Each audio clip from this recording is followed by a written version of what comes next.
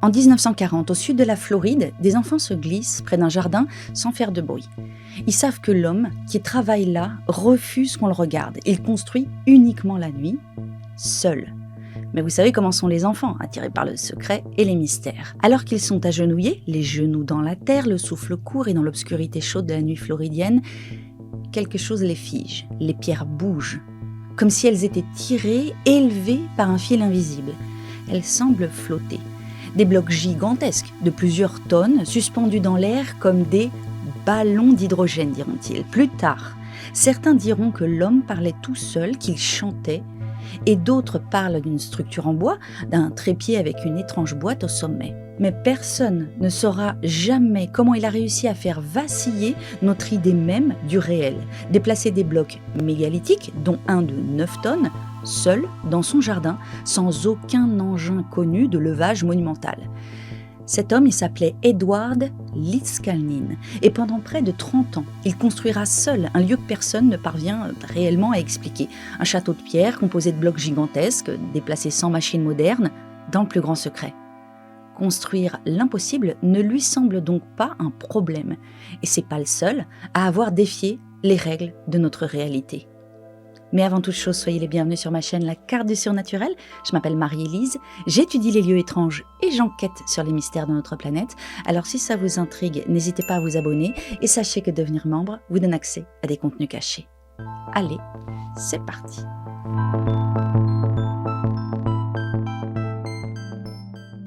Avec le temps, les rumeurs vont envahir Coral Castle, donc c'est le nom qu'on peut traduire par château de corail, non pour désigner le récif marin, mais la roche calcaire corallienne. Certains parleront de magnétisme, d'autres d'antigravité. Certains diront même qu'ils connaissaient le secret des pyramides. Edward, lui, il affirmait juste avoir voulu impressionner une femme dont il était éperdument amoureux. Alors bien sûr, vous connaissez certainement le Coral Castle, dont on a déjà parlé sur la chaîne, mais à l'occasion de mes recherches, je l'ai regardé sous un autre angle. Pourquoi certains êtres humains consacrent-ils leur existence entière à construire des morceaux de réalité qui ressemblent à rien d'utile, voire même rien de rationnel, comme s'ils matérialisaient des visions que personne d'autre ne semble voir? Parce qu'en réalité, Edward Lidskalnin, c'est pas un cas isolé. Plus de 1000 à 1100 tonnes de pierres au total. Des blocs individuels allant donc de plusieurs tonnes jusqu'à 25 à 30 tonnes. Une moyenne d'environ 14 à 15 tonnes pour les plus gros éléments structurels et un portail monumental capable de tourner du bout des doigts malgré son poids colossal. Cet édifice, c'est 30 années de travail pour un homme seul. Edward Lidskalnin, il était décrit comme petit, maigre, physiquement frêle, très discret et solitaire. Les estimations, elles le placent autour de 1,52 m à 1,65 m environ, selon les sources, et il ferait environ 45 à 50 kg. Et en plus, il souffrait également de problèmes de santé récurrents, notamment liés à une tuberculose contractée plus jeune. Là, on est d'accord qu'il y a déjà une énigme. Et puis, il a fait son projet sans grue moderne, sans équipe, sans plan officiel. La plupart des travaux, ils sont réalisés de nuit, à l'abri des regards. Et le chantier avance lentement dans le silence humide de la Floride, pierre après pierre, jusqu'à faire émerger un lieu impossible, le Coral Castle. Aujourd'hui encore, des ingénieurs, des visiteurs et des passionnés tentent de comprendre comment Edward il a pu déplacer seul certains de ces blocs gigantesques. Alors bien sûr, il y a des hypothèses qui existent, des poulies, des leviers, des contrepoids, et puis évidemment, elles sont pour beaucoup totalement insuffisantes ces hypothèses. La théorie récurrente en fait reste celle du magnétisme, parce qu'Edward lui-même, il entretenait cette idée. Dans plusieurs textes, il affirme que le monde est traversé par ce qu'il appelle des courants magnétiques. Selon lui, ces forces invisibles seraient présentes partout dans la matière, jusque dans les pierres elles-mêmes. Et à plusieurs reprises, il déclare également, comme je vous l'ai dit, avoir découvert le secret des pyramides. Mais sur plusieurs clichés, il y a aussi un détail un peu plus étrange. Une sorte de boîte fixée au sommet de certaines structures de levage. Et personne ne sait réellement à quoi elle servait. Certains y voient un simple élément mécanique, et d'autres ils imaginent un dispositif lié à ces fameuses expériences sur le magnétisme. Et c'est précisément ce mélange entre ingénierie rudimentaire et mystère persistant qui continue de rendre Coral Castle si difficile à classer. Alors, rien ne permet de prouver qu'il maîtrisait une technologie inconnue ou une forme d'antigravité. Mais ce qui continue de fasciner autour de cette œuvre, c'est pas seulement la taille des blocs. C'est cette étrange sensation que Litzkalnin construisait pas un simple monument, c'est comme s'il essayait de matérialiser une compréhension du monde différente de la nôtre. Et en fait, il n'est pas nécessaire de traverser l'Atlantique pour trouver ce type de construction impossible. En France, au cœur de la Drôme, se dresse un autre lieu, tout aussi étrange, le palais idéal du facteur cheval. Alors là, pas de récit d'antigravité ni de pierre flottante. Et pourtant, lorsqu'on découvre le palais pour la première fois, une sensation très proche apparaît, celle d'être face à quelque chose qui semble avoir émergé en dehors des règles habituelles du monde. L'histoire commence en 1879. Ferdinand Cheval, c'est un facteur rural. Et chaque jour, il parcourt plus de 30 km à pied dans la campagne drômoise pour distribuer le courrier. Puis un jour, pendant sa tournée, il trébuche sur une pierre étrange. Et plus tard, il écrira « Puisque la nature veut faire de la sculpture, moi, je ferai de la maçonnerie et de l'architecture. » Et ce moment, il va bouleverser le reste de sa vie. Pendant plus de 30 ans, Ferdinand Cheval, il ramasse des pierres au fil de ses tournées. Il les transporte d'abord dans ses poches, puis dans une brouette, avant de les assembler seul, nuit après nuit. Et peu à peu, au milieu d'un petit village français, un palais impossible commence à émerger. Colonnes orientales, temples imaginaires, animaux géants, grottes, escaliers, architecture venue d'Inde, d'Égypte ou de mondes entièrement inventés. Comme si un paysage intérieur avait lentement commencé à se matérialiser dans notre réalité. Alors là, je vous l'ai dit, il n'y a pas de théorie alternative, il n'y a pas de notion de magnétisme, de trépied, de boîte étrange, mais il y a cette sorte de sensation qui nous dépasse et qui certainement a dépassé les constructeurs eux-mêmes.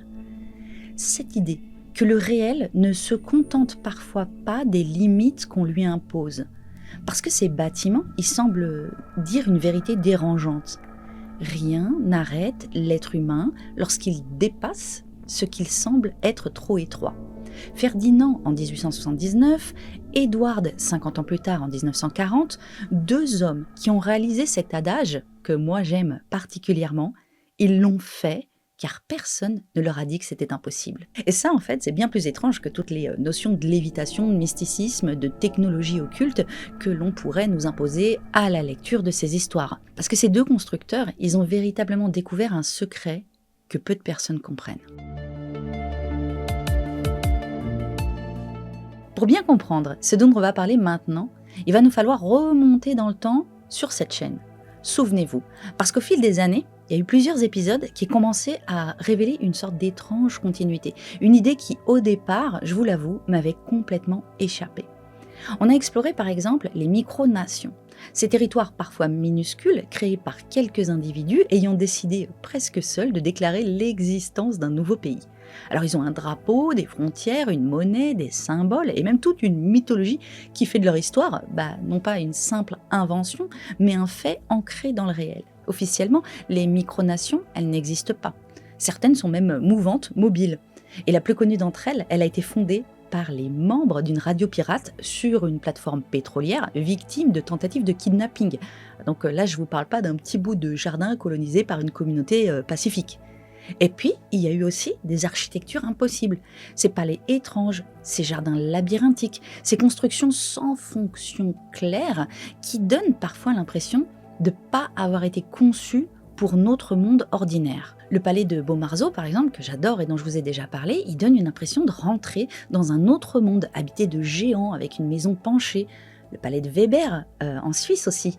Et puis, il y a aussi Las Posas, au cœur de la jungle mexicaine. Un lieu surréaliste composé d'escaliers qui mènent nulle part, de colonnes perdues dans la végétation et de portes ouvertes sur le vide.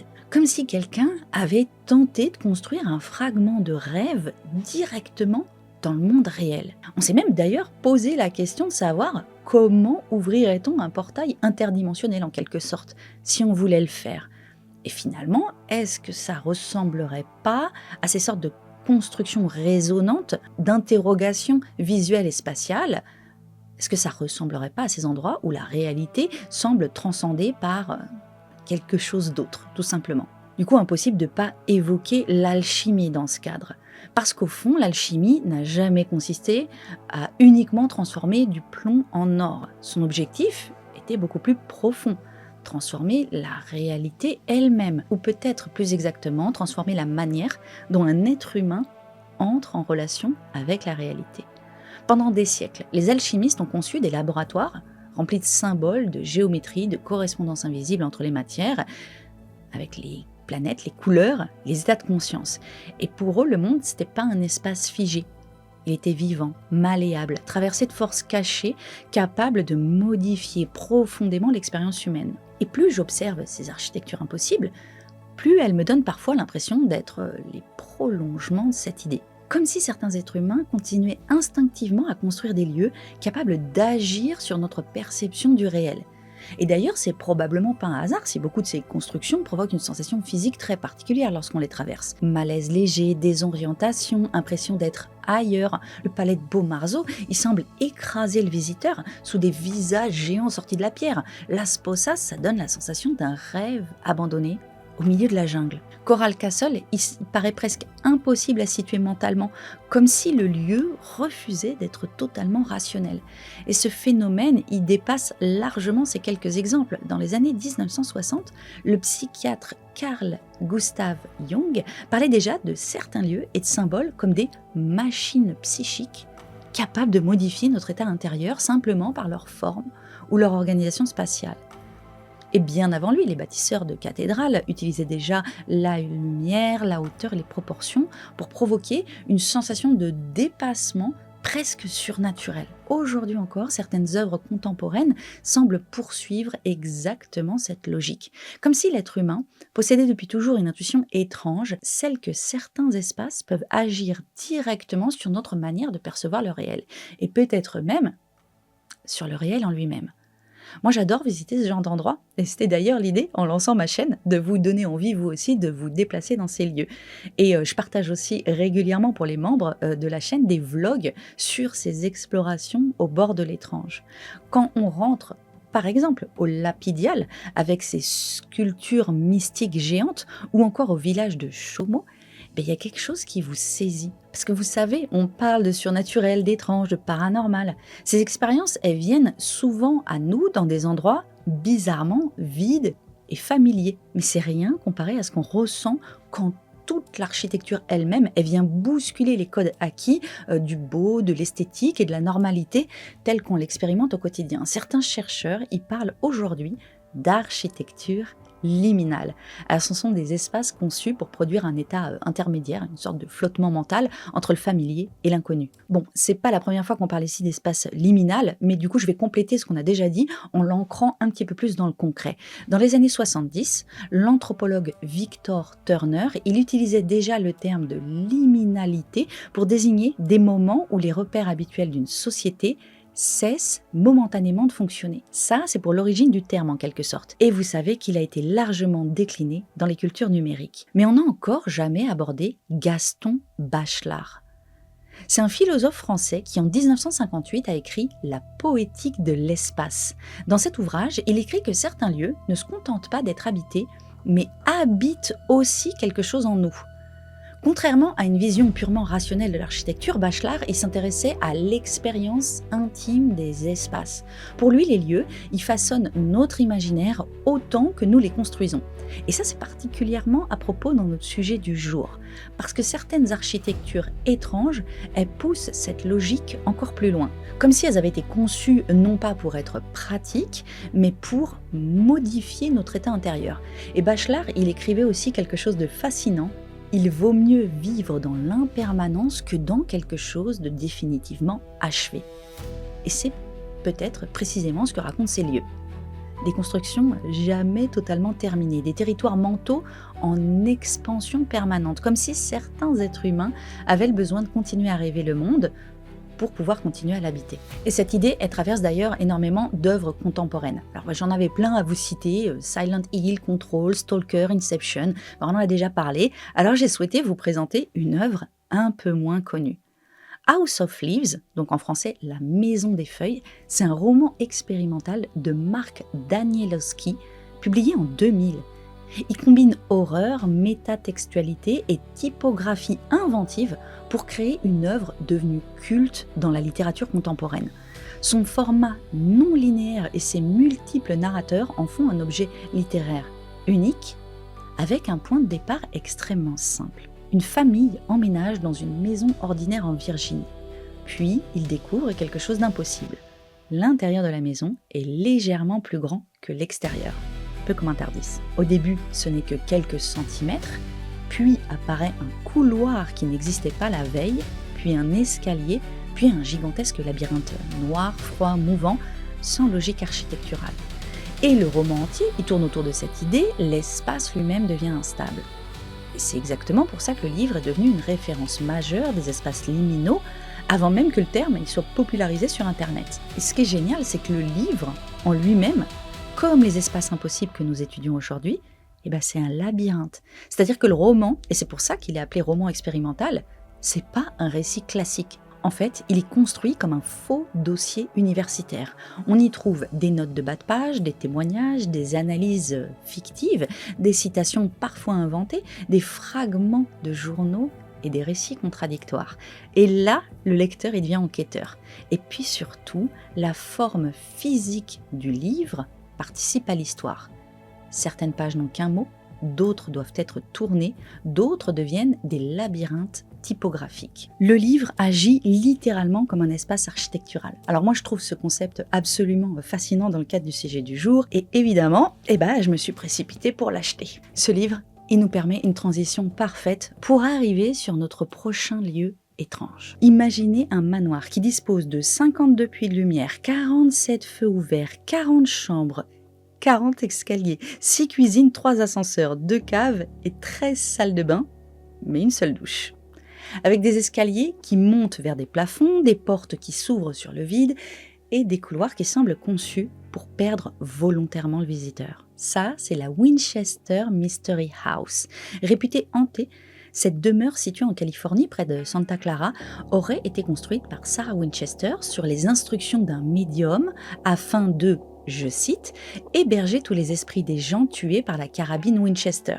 Oui, en fait, parce que Sarah, elle était née Sarah Lockwood Pardee, mais elle s'était mariée au fils d'Oliver Winchester, le fondateur de la célèbre entreprise de carabines à répétition par levier. Leur première fille est décédée d'une maladie infantile, puis son époux William décède à son tour après avoir repris la tête de l'entreprise familiale. Sarah aurait été alors persuadée que la famille était touchée par une malédiction. Selon la légende, la propriétaire, donc Sarah, faisait construire sans arrêt pour échapper aux fantômes qui la hantaient.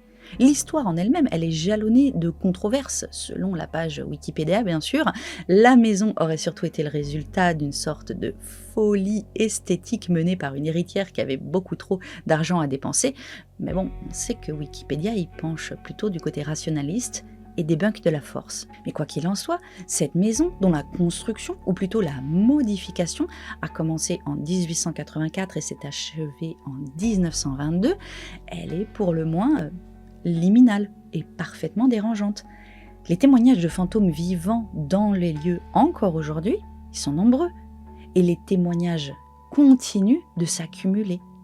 Selon le site US Ghosts Adventure, des visiteurs racontent avoir aperçu un homme moustachu vêtu de vêtements du 19e siècle dans les sous-sols ou dans les salles de bal de la maison. Ce fantôme, qui a été nommé Clyde, aurait été vu à plusieurs reprises à tel point que des visiteurs se sont extasiés de la qualité de la visite, avec donc un acteur en tenue d'époque qui n'avait pas été embauché. Sarah Winchester serait elle-même aussi présente. Un jour, un employé, en fin de journée, il vérifiait les chambres. Il aurait entendu un cri venant du mur. Il a donc fait le tour pour aller voir dans la pièce d'à côté, pensant qu'un visiteur était resté. Et il n'a vu qu'une silhouette floue s'éloigner. Un autre employé a senti quelque chose lui taper l'épaule puis le pousser.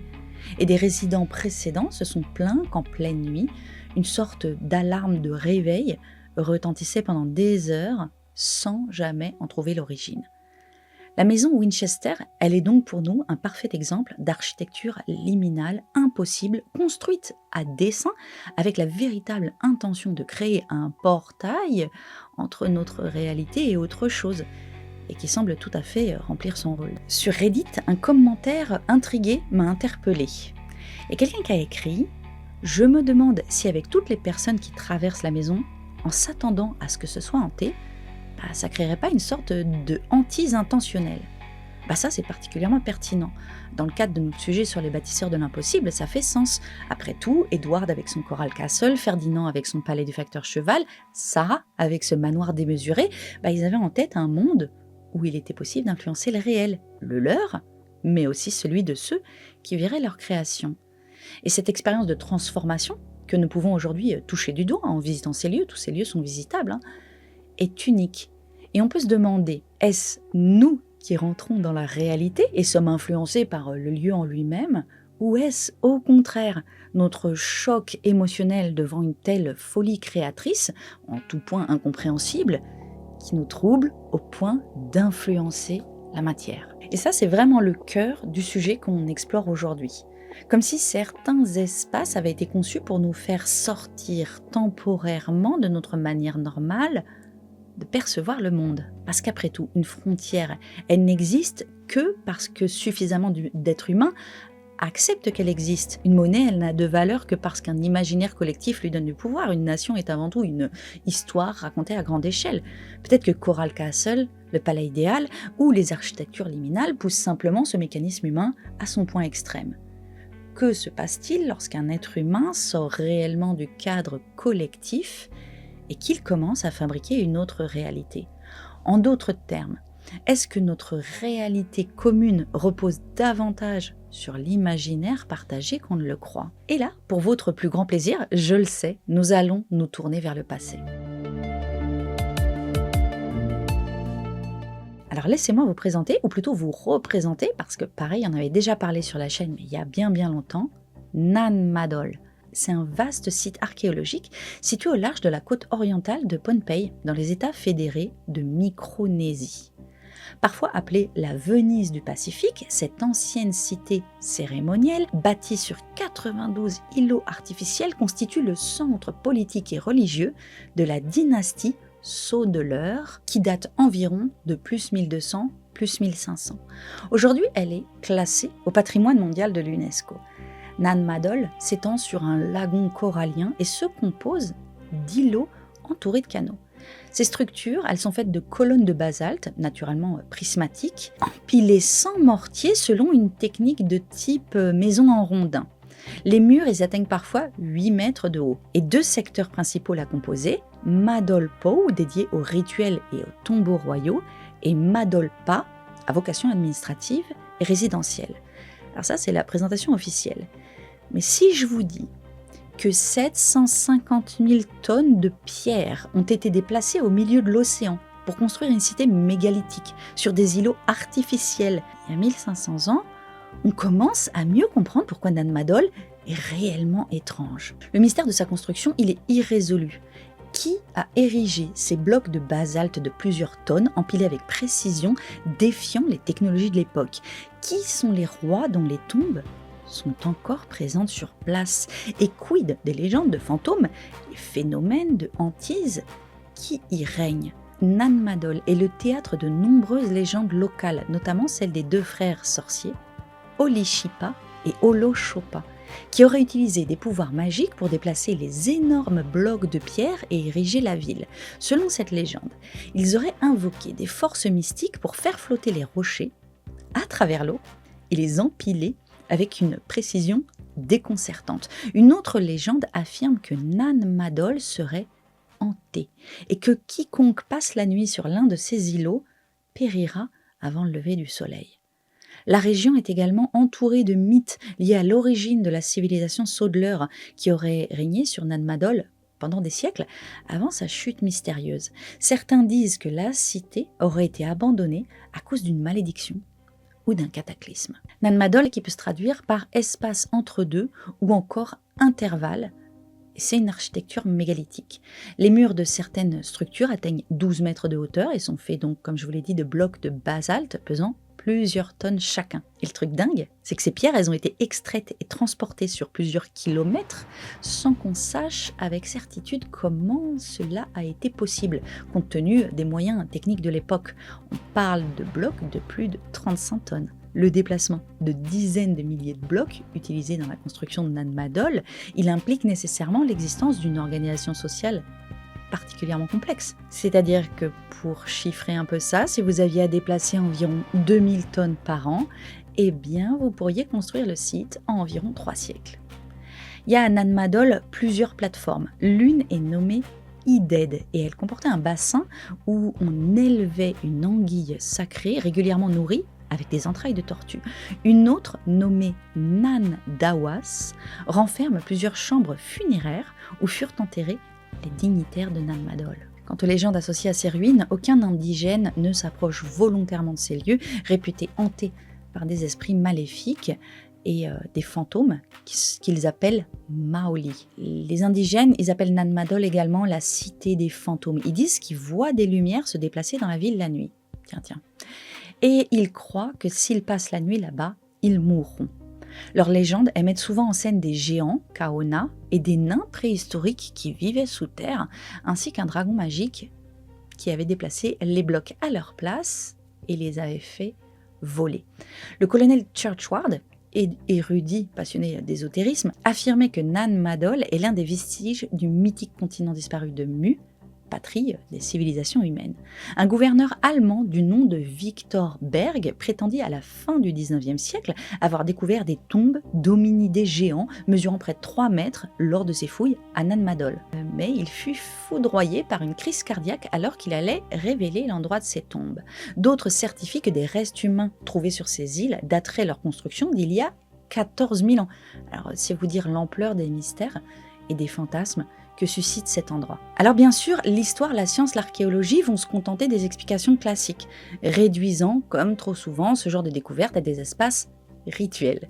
Mais la question sous-jacente, c'est pourquoi regardons-nous les bâtisseurs modernes comme des anomalies, alors que les civilisations anciennes, elles ont peut-être fait exactement la même chose. Car comme pour le Coral Castle, les mêmes questions reviennent. Sur le site officiel nanmadol.com, il est écrit: personne à Pohnpei ne sait exactement comment Nan Madol a été construit, ni pourquoi ses anciens habitants ont entrepris une tâche aussi colossale. Mais sur l'île, beaucoup racontent encore que les anciens rois, les Namwarki, utilisaient la magie. Ça, c'est sur le site officiel. D'après ce site, la construction menée par des milliers de travailleurs a probablement pris, comme on le disait, des centaines d'années. Nous avons donc là encore une construction mégalithique qui défie la compréhension en termes de réalisation technique et symbolique, sans explication rationnelle apparente. Comme pour les autres lieux que nous avons présentés aujourd'hui, elle est aussi propice aux fantasmes, mais aussi aux phénomènes étranges. Alors que se passe-t-il dans ces recoins de la science et de l'histoire que nous maîtrisons mal? Est-ce simplement notre imagination qui tente de combler les zones floues de l'histoire, ou est-il possible que l'intention des constructeurs soit bien plus profonde qu'on ne semble pouvoir l'analyser de prime abord?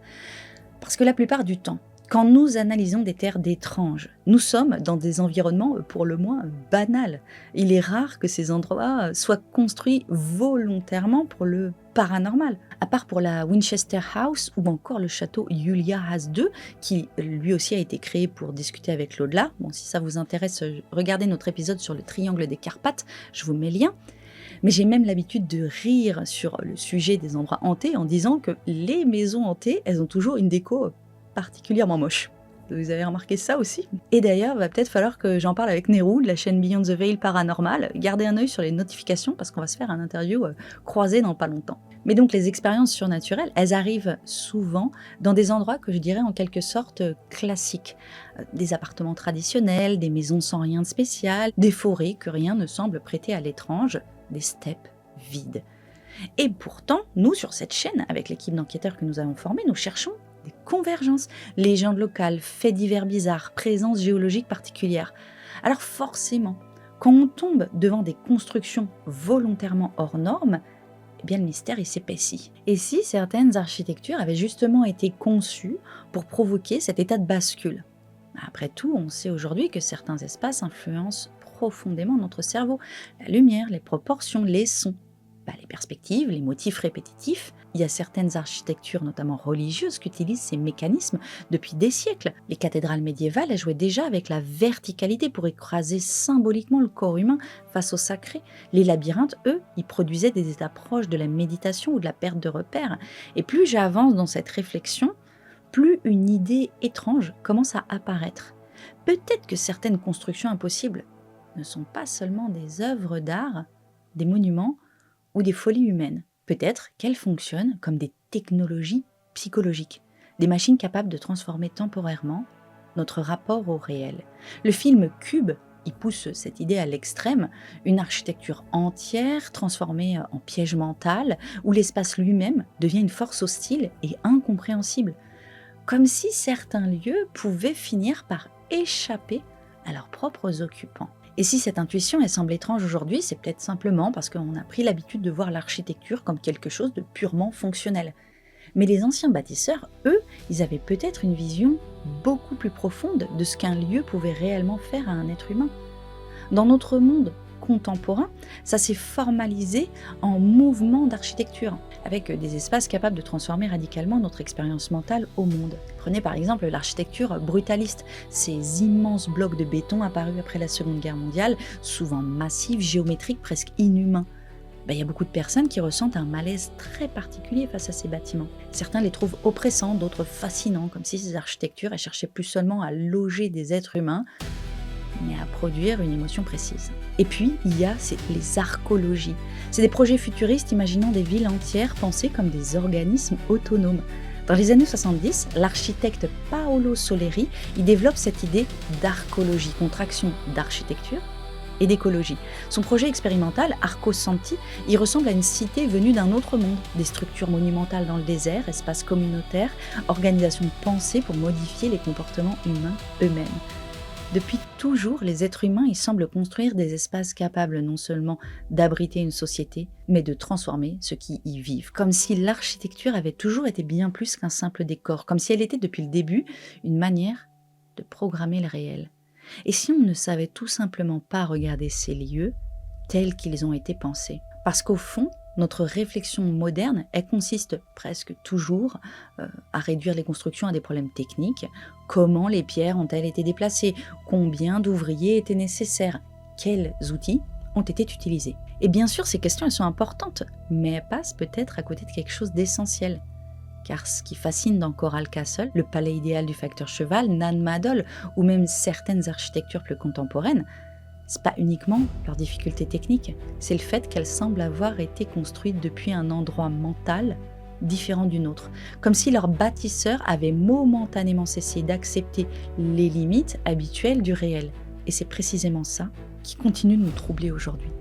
Cette intuition elle traverse aussi certaines œuvres de fiction plus contemplatives, comme le jeu Myst, où des mondes entiers sont littéralement créés par l'écriture et l'imaginaire. Myst, c'est un jeu sorti en 1993, créé par Cyan et imaginé par les frères Rand et Robin Miller. À l'époque, c'est une révolution. Le jeu est lent, silencieux, contemplatif. On arrive seul sur une île étrange, personne n'explique rien, et on y trouve des mécanismes incompréhensibles. Des bibliothèques, des ascenseurs, des tours, des machines, des symboles, des livres ouvrant sur d'autres mondes. Et surtout, les traces d'une intelligence humaine, et peut-être même presque un peu plus qu'humaine. Le joueur il devient archéologue d'un monde disparu. La question de fond dans Myst, c'est: peut-on comprendre une civilisation uniquement à travers ses constructions? Et le jeu nous pousse à penser comme les bâtisseurs, brouillant la frontière entre technologie, écriture, architecture et mysticisme. Les lieux qu'on explore aujourd'hui sont silencieux, impossibles et donnent l'impression d'avoir été construits moins pour être habités que pour transformer ceux qui les explorent. Parce qu'en les regardant, nous avons l'impression d'observer des êtres humains ayant poussé quelque chose à son point extrême. Leur imagination, leur obsession, leur vision intérieure, leur capacité à croire suffisamment fort à une idée pour finir par lui donner une forme physique. Et le véritable vertige, il commence ici. Parce que si nous appliquons ce regard aux architectures anciennes, alors beaucoup de choses changent. Peut-être que certains monuments du passé ne doivent pas être observés uniquement comme des prouesses techniques ou des infrastructures utilitaires. Peut-être qu'ils étaient aussi des machines symboliques, des dispositifs destinés à transformer l'être humain, des tentatives de matérialiser une cosmologie entière dans la pierre. Certaines civilisations n'ont visiblement pas construit uniquement pour survivre, mais pour modifier consciemment le réel en lui-même. Et il existe un site archéologique qui bouleverse complètement notre manière habituelle de penser l'histoire humaine. Un lieu si ancien, si étrange et si symbolique qui semble presque impossible. C'est Göbekli Tepe. Mais pour en parler, va falloir un épisode entier. Je vous laisse donc vous abonner pour ne pas louper la suite de nos investigations de l'étrange. Voilà, j'espère que cet épisode vous aura plu. On a parcouru de nombreux lieux avec un regard différent comme toujours. Si vous voyez le bouton like avant qu'il s'échappe à l'intérieur de la Sposas en espérant trouver peut-être une naïade ou je ne sais quoi, eh bien vous l'attrapez. Je vais vous laisser comme d'habitude ici et là des playlists pour continuer d'enquêter avec nous sur les mystères de notre monde. Si vous voulez nous soutenir, vous savez quoi faire. Il n'y a pas une, ni deux, ni trois façons de le faire. Il y a au moins 10 façons de nous soutenir. Je vous mets tout dans la description. D'ici à la prochaine, portez-vous bien. Et moi, je vous dis ciao! Maintenant, je mime les titres, c'est que j'adore. La science, l'archéologie vont se contenter des explications. Alright, on va faire avec. Juste quand on parle de Nan Madol trop chelou, qu'est-ce qui nous arrive? C'est les fantômes de Nan Madol qui ont éteint ma lumière. Cette lumière aura donc changé de couleur ou je ne sais trop quoi. On va faire avec. Je suis pas contente, hein. Et voilà, toc. Eh ben, dis donc, toi, t'auras pas été contente aujourd'hui, hein. Qu'est-ce qu'elle a fait, la chauffée? J'appelle mon joker. Le technicien, au secours. Ah bah bien sûr, c'est Kilops qui m'a envoyé 25 messages pendant que je tourne.